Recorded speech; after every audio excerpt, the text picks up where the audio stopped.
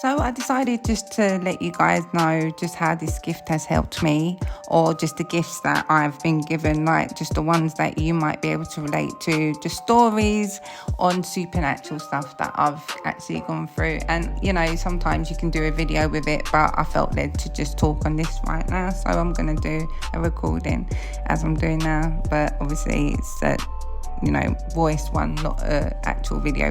But anyway, so back in 2012, I went to the high street where I lived. It's a place called Romford in the UK, and there was a homeless person that was in the subway, and he was sitting on the floor, and he asked me for some change, and I didn't have any change on me, literally. I only had like a few pounds, and I didn't have money that week. It wasn't that kind of week, and I said to him I didn't have any money on me, and I'm sorry and whatnot. And I walked up the stairs, and I must have gotten the third step, and I turned back around. It could have been the fourth, but I don't think so. It could have been maybe the second. And I turned back around, and God basically told me to give him the change that I had on me.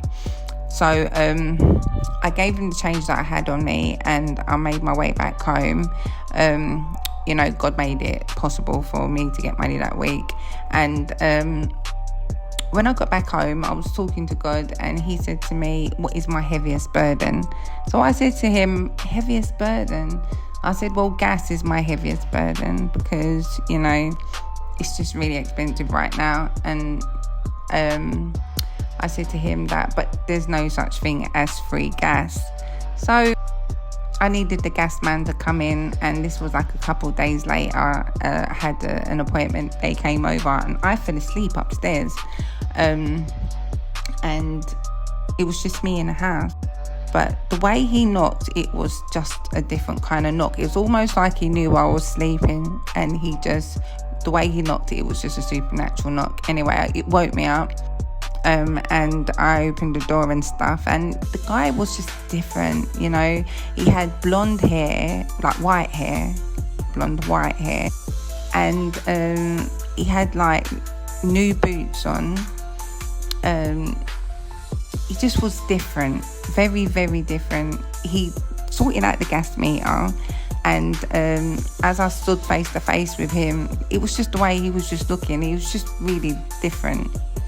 Anyway, so I did clock this, and because I was going through a lot of supernatural stuff at these times, 2011 and 2012, and so I did manage to clock it. And then we went into the kitchen because he wanted to check the boiler, but it was like my mind said boiler, don't forget to get him to check the boiler, and then he came out with, oh, let me check your boiler. So it was almost like he could read me telepathically.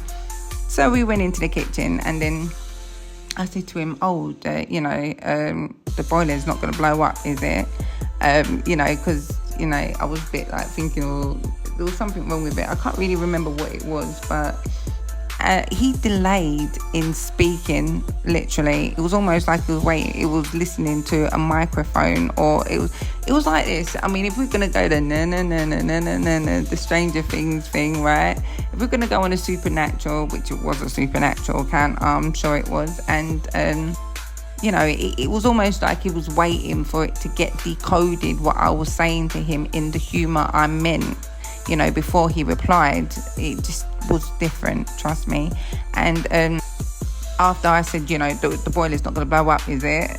He came out with, after a delayed response, he came out with, no, it will remain the same size. I just thought, oh my gosh, that is just such a different kind of response, being in like England, London, and just how we speak and stuff. It's just a different response back. It was different, the whole experience. Anyway, I got 1 year free gas, and obviously I was fantastically happy, and I didn't know how that, it has to be, obviously it was God, and it was a conversation I had with him, but it was just really shocking. But anyway, when this gas was time for it to end, okay, after the year, I was sleeping in bed, and I woke up, literally just like sat up in my sleep, because I smelled something, and it was the smell of what was it first? It was chicken noodles. So it was like about something o'clock in the morning, and obviously there's no one downstairs cooking.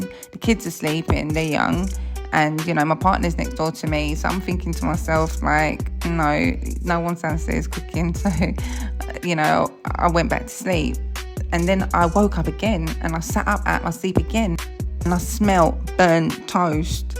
And then I was like, no one's downstairs cooking toast. Why can I smell burnt toast? So then I went back to sleep again, and then the third time I woke up, I smelled gas. And then I called the gas people, and they came. It was a gas leak. And then I moved like 2 weeks after, because what it was, I didn't know what I was going to say to them, when they came. And, when I was leaving, I wanted to turn the gas off, and I didn't want someone else to get the free gas, right? I wouldn't have minded or whatever, but, they might have tracked me down for it. I think that's how I was thinking at the time. And so, I needed to end it, but I didn't know how to. And, that's what happened. It was a gas leak, and then I managed to call them up, and they came and they fixed it. And I paid gas for 2 weeks before we left. And, so I'm just, it came to me, this psychic ability, and I was just wanting to share it with you guys. So, sending everyone much love. Talk to you later. Bye. I'm gonna start doing a lot more supernatural stories. I've got a few that I want to share, and I like it doing this way. It's nice. Okay, well, take care. Bye.